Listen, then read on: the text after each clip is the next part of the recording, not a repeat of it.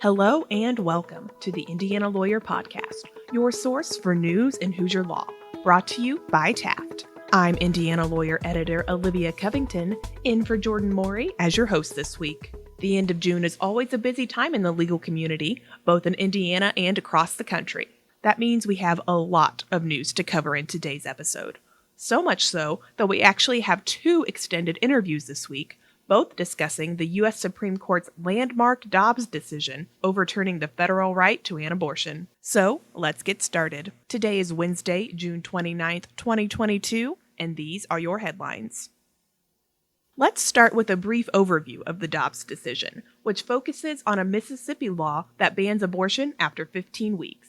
In upholding that law, the court's conservative justices overturned the landmark abortion decisions in Roe v. Wade and Planned Parenthood v. Casey, sending the question of the legality of abortion to the states. Chief Justice John Roberts was part of the majority that upheld the Mississippi law, although he argued that the court could have ruled for Mississippi without overturning Roe.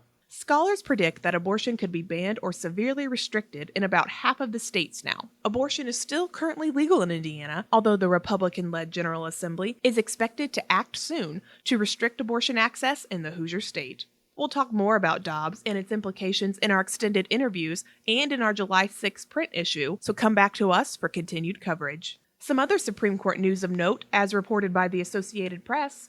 The conservative majority also struck down a New York gun law requiring New Yorkers to show proper cause to obtain a license to carry a gun in public. That's the court's first major Second Amendment case in more than a decade. Also, the justices recently ruled that law enforcement can't be sued for violating the Fifth Amendment rights of criminal suspects by failing to provide a Miranda warning before questioning a suspect. And in First Amendment news, the conservative majority ruled in favor of a Washington high school football coach who wants to pray on the field after games. The High Court has ruled on several other high-profile issues in just the last 2 weeks. Visit our website for full coverage of the notable decisions. The Indiana Supreme Court has also been busy as it prepares for its summer opinion slowdown, but the state justices haven't been unanimous in all of their recent rulings. 2 decisions handed down last week show differing viewpoints on the court.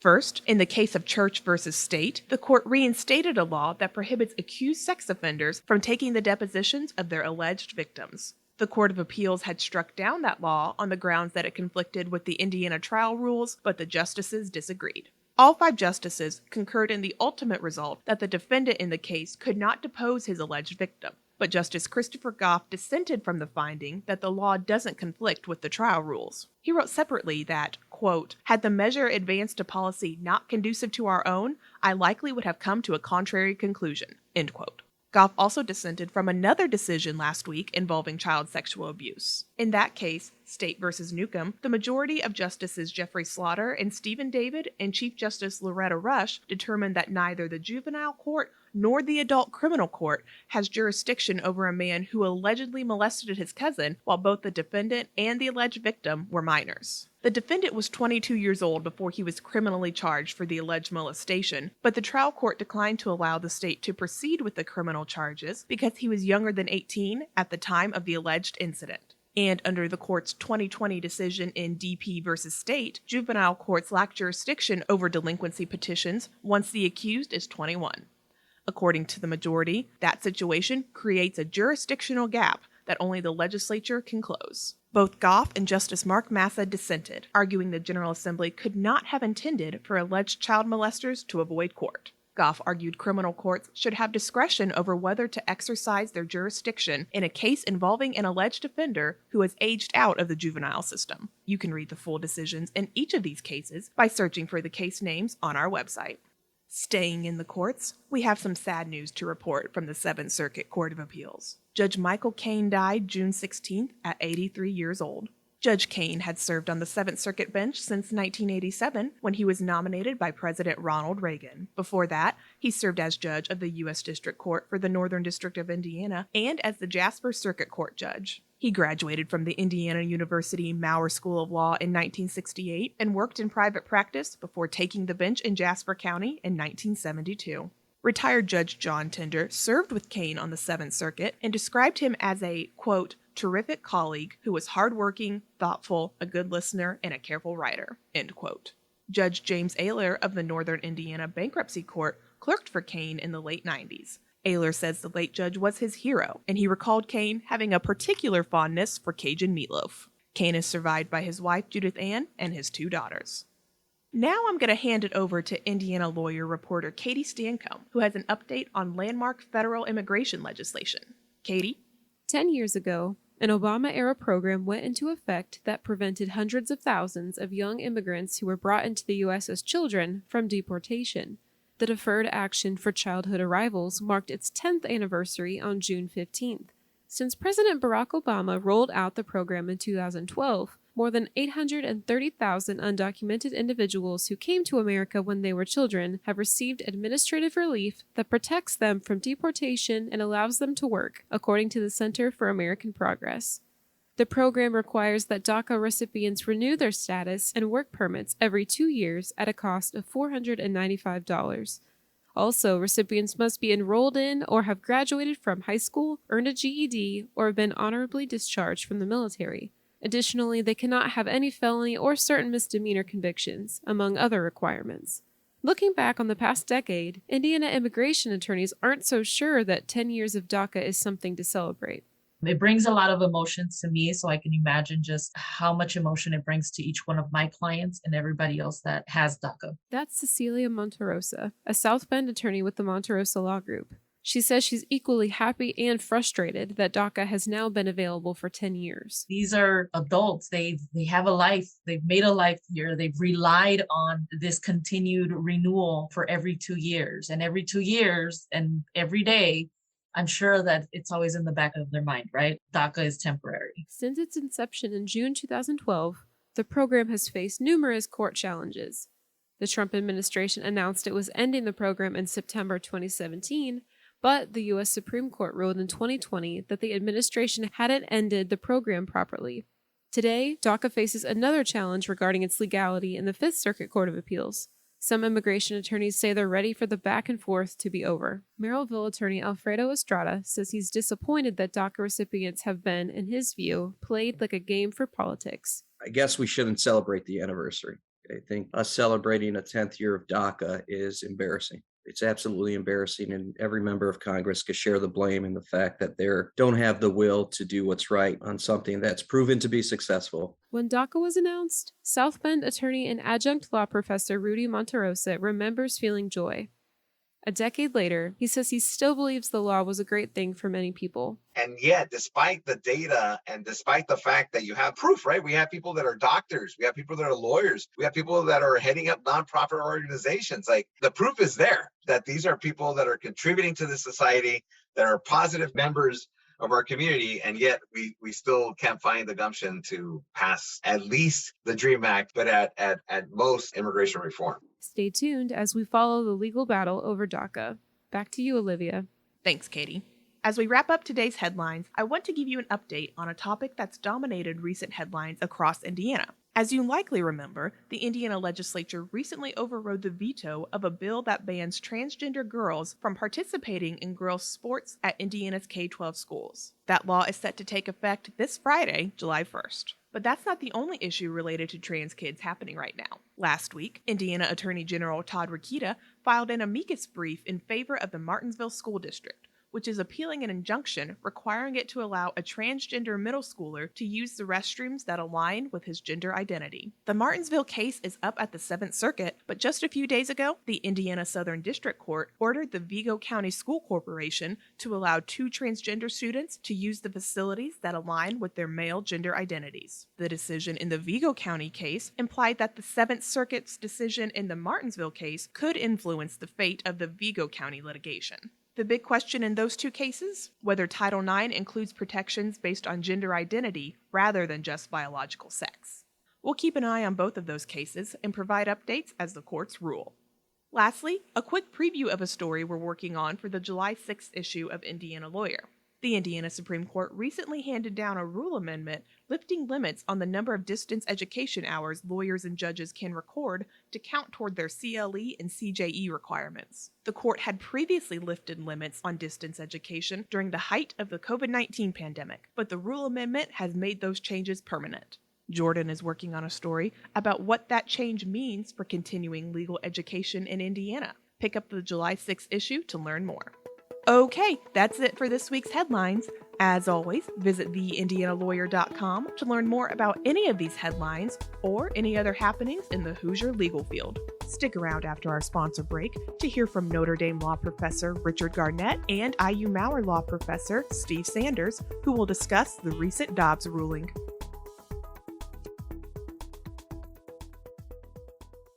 Taft, today's modern law firm. At Taft, we cultivate a highly respectful, transparent workplace that fosters creativity, teamwork, inclusion, and diversity. We couple our culture with a client-first approach, rewarding lawyers who understand their clients' goals and work to deliver success. Taft, the modern law firm. To learn more, visit taftlaw.com. For part one of our Dobbs podcast coverage, we have Professor Rick Garnett, founding director of Notre Dame Law School's program on church, state, and society. Rick, thanks so much for joining us today. Oh, it's my pleasure. Thanks for having me on. As some brief background, Garnett has served on the Notre Dame Task Force on Catholic Education, is a fellow of the university's Institute for Educational Initiatives, and consults regularly with the Alliance for Catholic Education. Garnett clerked for U.S. Chief Justice William H. Rehnquist during the court's 1996 term, and also for Richard S. Arnold, the late Chief Judge of the United States Court of Appeals for the Eighth Circuit. Garnett joined the faculty at Notre Dame in 1999 after practicing law in Washington, D.C. Regarding Dobbs, Garnett co-authored an amicus brief with the law firm Cooper & Kirk in Washington, D.C. in support of overturning Roe. Their brief was submitted by the Washington, D.C.-based Ethics and Public Policy Center. To start, why did you decide to participate in writing an amicus brief for this case? And how many other abortion-related cases have you written briefs for? Yeah, so in this case, what was interesting to me, you were kind enough to mention that I clerked for the late Chief Justice back in the 90s. And it seemed to me that this case was really the culmination of a lot of themes that Rehnquist had developed, beginning really with his own dissent in Roe versus Wade, and then running through his opinion in the assisted suicide case, the 1997 decision in Glucksburg, which people who've read the Dobbs opinion know figured pretty large in the majority's analysis. So my thinking was that it would be useful to the court just to lay out an argument that was really grounded in the work of the late Chief Justice Rehnquist.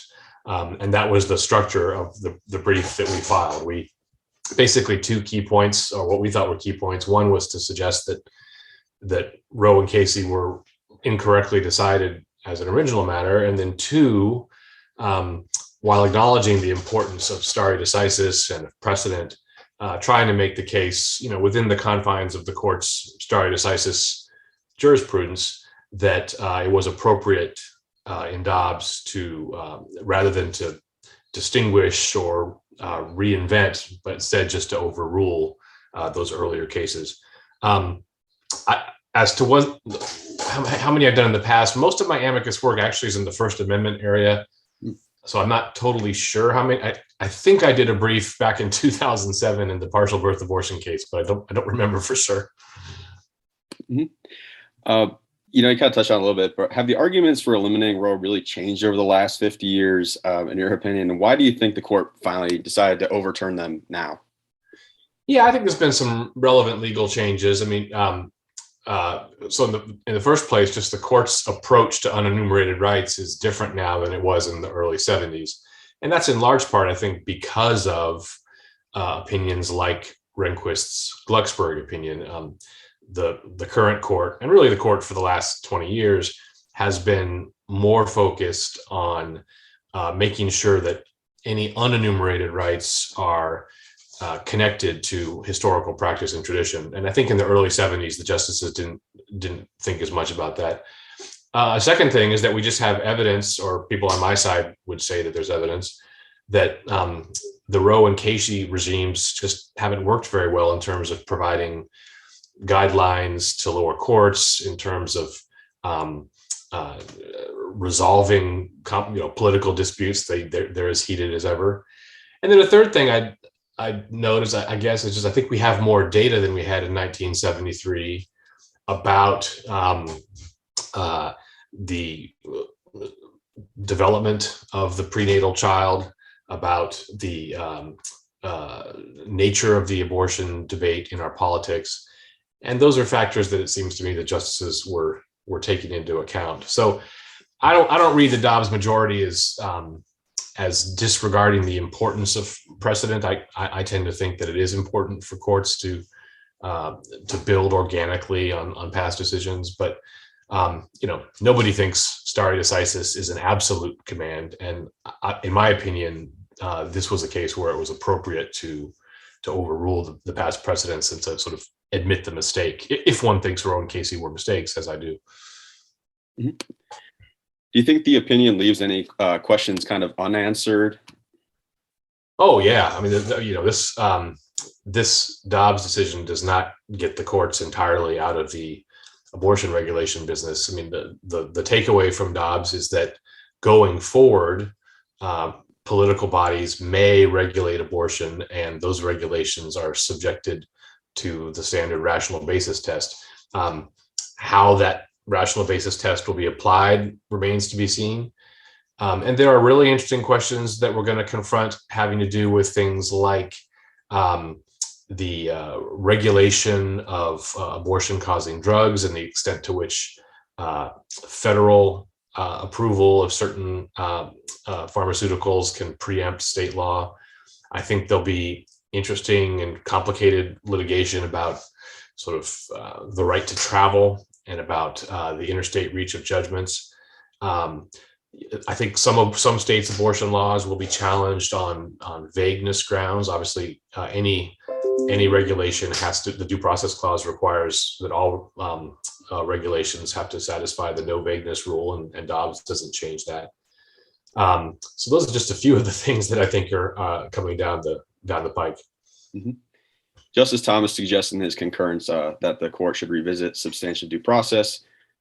Many Americans are concerned that other rights could be in jeopardy. Do you think this is a legitimate concern, and do you think it's noteworthy that some of the other justices didn't really touch on maybe some of the topics that Thomas suggested? Yeah, well, Justice Thomas has a long-standing view that substantive due process is a flawed theory, and that the appropriate way to think about unenumerated rights is by thinking in terms of the privileges and immunities clause. So I think there's been some mischaracterization of his position in the press.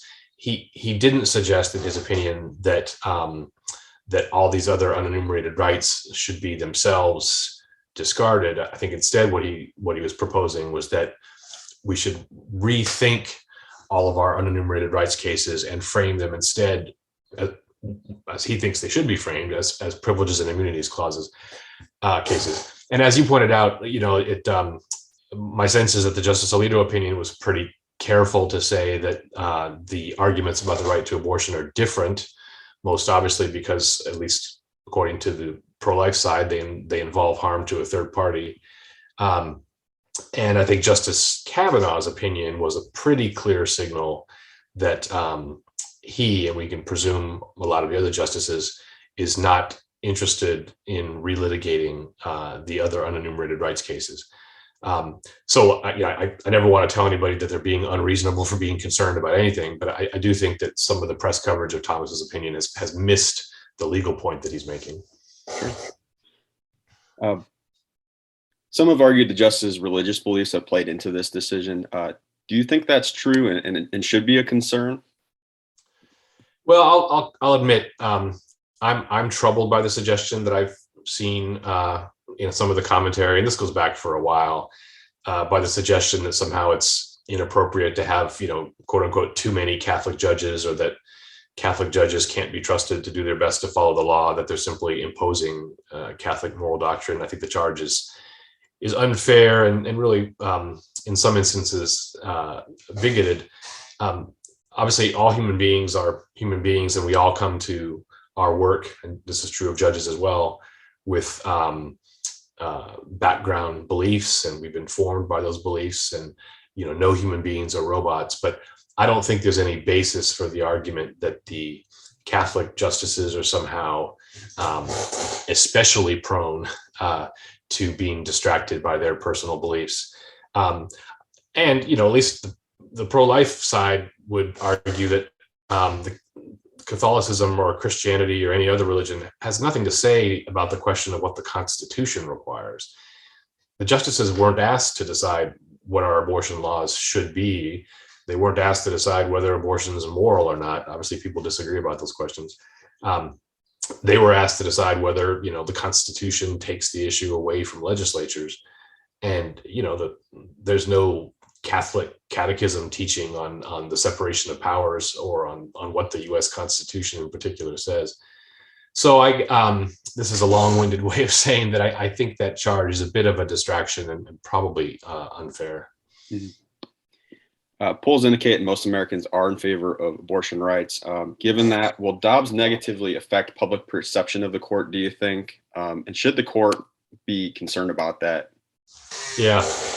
I think the polling question is a little more complicated. I think most Americans support abortion regulations that the Roe Casey regime did not permit. Just most Americans didn't know that. So when you actually get a little more nuanced about what it is that Americans think, they tend to support, much like we have in a lot of the European countries, an approach that permits some abortions but regulates it considerably more than Roe permitted. And what the Dobbs case will do is permit legislatures to actually follow public opinion. For years, our abortion law hasn't reflected public opinion because Roe and Casey prevented it. So I think what we're going to see is different states taking different approaches. Obviously, New York and California will continue to be very abortion permissive, and probably some other states, or what we know, some other states will take a more restrictive view. But I think it's important to realize that the Dobbs decision, in a sense, gives the green light to democracy, gives the green light to allowing people to select the resolution of this difficult question in the way that that complies with their beliefs rather than the beliefs of the justices in Roe. In terms of perceptions about the court, I do worry that a lot of Americans will, in part because I think they're being misinformed about what this case does. They're told that Dobbs bans abortion, which of course it doesn't do. I do worry that there'll be a perception in some quarters that the Supreme Court's just a legislature, that it's just a political body, that it just makes decisions on a partisan basis. I don't think that's true. I worked there 25 years ago. That wasn't what I observed. Obviously, people care about the composition of the Supreme Court, and the court does become a political issue, but I still have maybe the idealistic view that the justices are doing law and not just politics. But it is important in our system that people believe that the court is a judicial body and not a political one. And so I do think it's important that the court does what it can to help encourage people in that belief. My own view is that the damage to the court's reputation is more severe from cases like Roe, where the court takes an issue away from the people. And it seems to me that a decision like Dobbs, which returns an issue to the people, should actually make people feel better about the court. I know you don't have a crystal ball, and you kind of touched on this a little bit, but what are some of the most common types of laws you think we'll see in some of these Republican states regarding abortion? Yeah, I think, so again, I'm a lawyer and not a pundit, so my predictions probably aren't worth very much, but I think we have good reason for thinking that in a number of the more, for lack of a better word, conservative states, you will see legislative regulations of abortion, certainly limiting abortions after a time period like 12 to 15 weeks. The Mississippi law was 15 weeks. Some states will ban it earlier. I feel pretty confident that any regulations of abortion will include various exceptions for the life and health of the mother. And my sense is that very few, in fact, I suspect none of the regulations will be directed at women. They'll be directed at providers. We'll also, the trickier thing is going to be efforts to regulate the transportation or the mailing or the receipt of abortion drugs from out of state. I'm genuinely uncertain as to how that's going to play out, because a very large number of abortions today are done via chemical means. And that obviously states are going to want to regulate that, but that'll prove more difficult than regulating abortion that takes place in facilities. What is something attorneys and academics should know about this opinion that they might not be thinking about? It's a great question. I think you've highlighted some of it already. I mean, the first thing I would say is that it's important just for lawyers and for everybody to understand that the upshot of Dobbs is not that the court has regulated abortion or the court has said anything about abortion. The court has simply lifted the previous kind of one-size-fits-all regime that Roe and Casey imposed. So the Dobbs case gives the issue back to politics, and people who feel strongly about the issue remain free to advocate on the issue, to try to persuade their fellow citizens to adopt their point of view, and to get laws passed that they believe are appropriate. So I think, nutshell version, Dobbs should be seen as a democracy enhancing decision. And then the second thing, and you also hit on this, is that although Roe and Casey were overruled and the court thought that the court decided that the right to abortion is not one of the enumerated rights that the Constitution protects, the decision does not call into question other precedents involving different unenumerated rights that have been recognized in various cases, such as the right to marry or the right to educate your own children and so on. That'll do it for part one of our Dobbs podcast coverage. Thanks again to Professor Rick Garnett, the founding director of Notre Dame Law School's program on church, state, and society. Be sure to stick around for part two.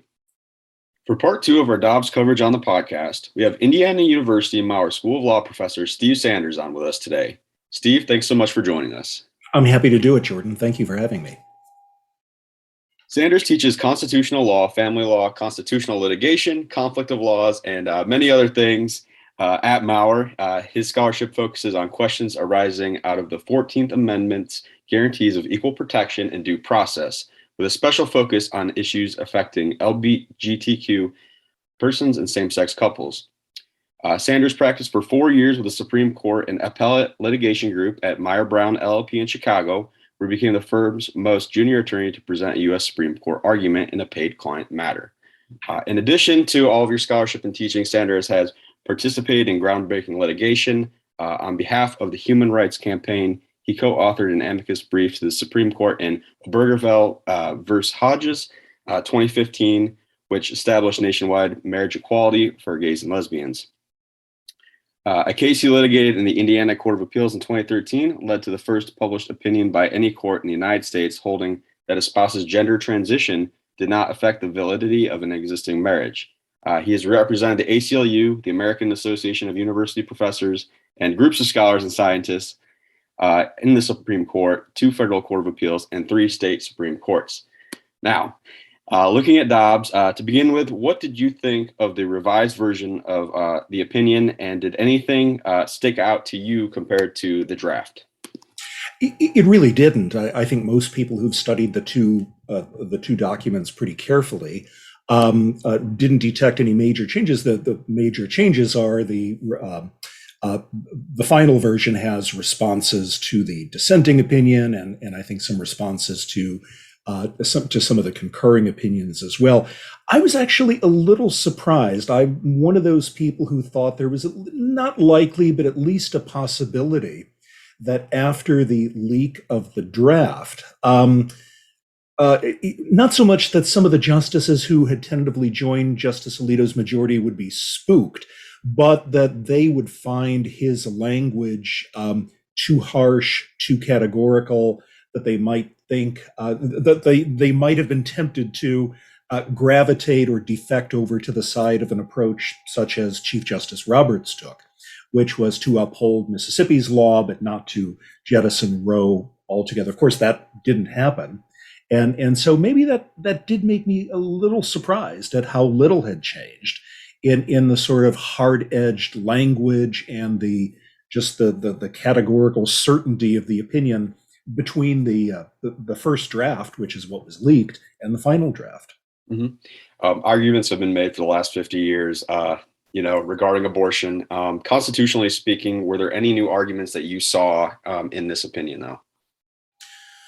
No, I mean, if you understand sort of the constitutional interpretive approach of Justice Alito and Thomas and Kavanaugh, I can't say it was a surprise. Look, I'm one of those people who's perfectly willing to admit that Roe itself was very thinly reasoned, that it was essentially a product of judicial activism. I wouldn't necessarily say liberal judicial activism, because it was joined by some conservative justices who had been appointed by Richard Nixon, but it was essentially judicial legislation. It was like, well, we think that the right of privacy encompasses a woman's right to an abortion, and that was about it. And so, in one sense, Dobbs is a politically activist conservative opinion, overturning an activist, thinly reasoned opinion that progressives liked. The difference, I think, is that Roe, in the almost 50 years it was law, had become embedded in American society. And I think that changes its status. If you believe, like I do, that constitutional law is a sort of ongoing dialogue between the court and the larger society and culture, then it should have given the court pause, even if we can be, and my con law students, even the ones most committed to reproductive choice, would admit when we read the opinion, this is pretty thinly reasoned. I don't really understand. It just seems like the court is saying this is so. Okay, again, be that as it may, it's become a settled part of our law. Women have shaped their lives around it. It has been well accepted. Public opinion has been very stable. 85% of Americans support abortion access, either under all circumstances or at least under some circumstances. Only 13% want to see it outlawed altogether. Basically, the court's abortion jurisprudence from Roe through Casey to the present had given Americans the law that they wanted on abortion. And to me, it's a dangerous thing for the court to repudiate such what I would interpret as a solid and stable social consensus on the question that, for all its faults as a piece of legal reasoning, Roe has become an established, accepted a part of our constitutional landscape. That is what I think the majority opinion simply refused to acknowledge, because it doesn't comport with their style of constitutional interpretation. Justice Thomas suggests in his concurrence that the court should revisit substantive due process. Do you think gay marriage is in danger of becoming illegal again, or other rights could potentially be, addressed? So on same-sex marriage specifically, I mean, what I think we will see is a lot of mischief. I think we will see a lot of efforts in at least red states to do things, maybe not a frontal assault on the recognition of same-sex marriage itself, but to try to get away. They'll be re-emboldened to do things like refusing to treat birth certificates or parentage for same-sex couples in the way they're treated for opposite-sex couples, or say that, heterosexual couples get one set of benefits with marriage and same-sex couples get another. I think we may see things like that. Justice Thomas has always been proud to sort of be off on his own project, to be the lone wolf. I don't see the court accepting his invitation anytime soon. That's not to say I think the majority is persuasive in saying, well, abortion's just different because it involves a life. That explains why it's different politically. It doesn't explain, if you get into the weeds of the 14th Amendment, why it's different doctrinally. But anyway, on same-sex marriage in particular, I think it's dangerous to accept this conventional wisdom that same-sex marriage rests on the same kind of airy, unclear foundation as the right to abortion did. All of the Supreme Court's marriage cases have involved a mix of substantive due process, liberty thinking, and equal protection thinking. I actually argue, and I'm working on a blog post here, hopefully in the next couple of days, it'll make this point exactly. I think Obergefell is best understood as an equal protection decision, not a substantive due process decision. And that should put it on firmer doctrinal ground. than a case like Lawrence, which is based on pure notions of liberty and dignity coming out of substantive due process. Do you think the public has a right to be concerned that the opinion was formulated maybe on the justice's personal beliefs and religious backgrounds? I guess the short answer is yes. So there are con law professors who are good friends of mine around the country who are part of what they call a sort of new legal realism movement. They basically say it's all politics. You can predict how Supreme Court justices are going to vote based on who appointed them. And the Supreme, the most extreme adherents to this view say, the Supreme Court is not a court. It's essentially just another kind of a special kind of legislative body. And so there are constitutional lawyers and law professors who long ago gave up on the idea that the Supreme Court decisions were about anything much more than the justice's personal preferences. I had always resisted that. I think there are those of us who still want to teach our students and believe and cling to the idea that doctrine and arguments and legal reasoning and precedent and evidence matter. And for most cases, I think they do. But when it comes to big constitutional cases, I'm increasingly inclined to think, no, this is an activist conservative majority that's going to reshape the law in its own vision.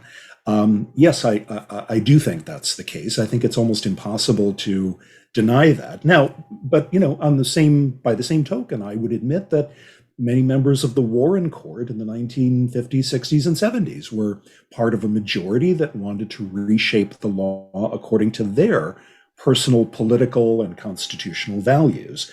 What I think we need to give up on is this myth that the legal conservatives who are in control right now of the court care about judicial modesty or judicial restraint. The only person who believes in that is Justice Roberts, and we can see he's off in a corner by himself. What are some of the, I know you don't have a crystal ball, but what are some of the most common types of laws you'll think we'll see in some of these Republican states regarding abortion? That really is, I guess, more a political question than a legal question. I would expect the most conservative states will simply ban it altogether. And the only, I think the only thing that they might not be able to do under the new kind of license that Dobbs gives states is to not have an exception for the life of the mother. I think that probably is required even under low-level rational basis review. But I think it will depend on how conservative the state is. Indiana, tends to be conservative. It's not necessarily as deeply red as states like Texas and Oklahoma and Mississippi and Alabama. And so I might expect in Indiana that there will be a shorter period when abortion is possible and more restrictions, but not an outright ban altogether. I just think there will be a spectrum and this is going to depend entirely on the politics of the state and on, frankly, negotiations between the most conservative Republicans and the just sort of, moderately conservative Republicans. They're the ones who are going to be in control of abortion access in many of these states for the foreseeable future. Has there ever been a decision of this magnitude of Roe being overturned before? What is something we might compare it to? Well, again, the majority compares itself to Brown versus Board of Education. Brown versus Board of Education, 1954, outlawing school segregation was indeed a legal earthquake and a legal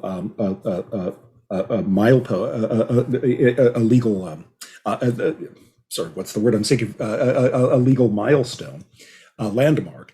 The same-sex marriage case was, but so in terms of just being big and important and making huge changes legally, Dobbs may be comparable to some of those decisions. The difference is, though, I can't think of any case where the court has, in a landmark case or series of cases, rolled back and accepted liberty.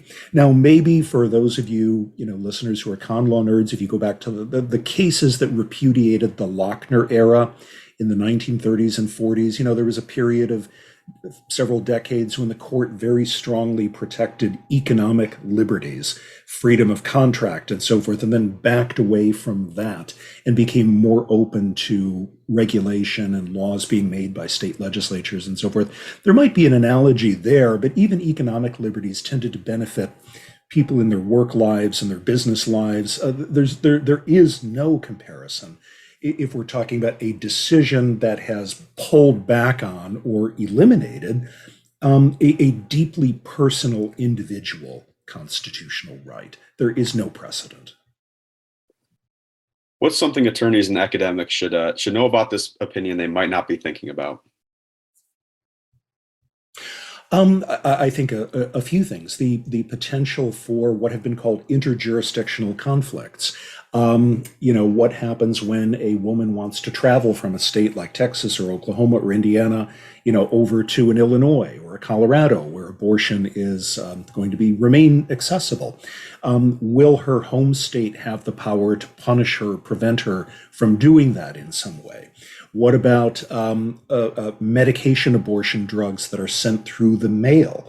Those have the potential to create not only interstate conflicts, but state and federal conflicts, because you've already had the Attorney General come out and basically say, because the federal government, the FDA, considers those drugs to be safe and effective, federal law preempts state law. So I think far from, settling the question as the majority kind of claims to do, that this, Roe's given us nothing but social strife and disagreement, and so we're going to get rid of it. No, I think I think we're going to see much more strife, these interjurisdictional conflicts, again, tinkering, mischief around contraception, same-sex marriage, laws related to sexuality. I think legal and political conservatives will see this as an open door to try lots of new things legislatively. They may not succeed in many or even most of those things, but that's not to say that they won't be keeping the courts busy for the foreseeable future. Absolutely. That'll wrap up this week's episode. Thanks again to our two guests, Notre Dame law professor Rick Garnett and IU Maurer School of Law professor Steve Sanders, for joining us. Previous episodes of the Indiana Lawyer podcast are available on theindianalawyer.com or via your favorite streaming service.